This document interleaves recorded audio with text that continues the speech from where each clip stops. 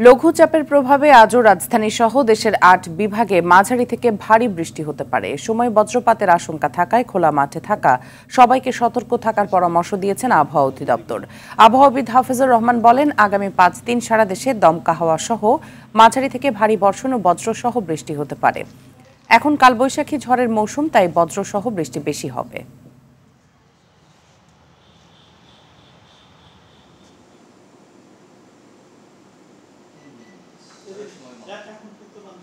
আমাদের April May মাসে চাইতে কালবৈশাখীর সময় আসলে, এবং এই সময়ের বৈশিষ্ট্যটা হচ্ছে আপনার যখন বৃষ্টিপাত হবে তাপমাত্রা সহনীয় অবস্থা হবে, এবং যখনই বৃষ্টিপাতটা কমে আসবে তাপমাত্রা কিন্তু ক্রমান্বয়ে বাড়তে থাকবে এবং একটা সময় দেখা যায় এটা তাপপ্রবাহের রূপ নেবে।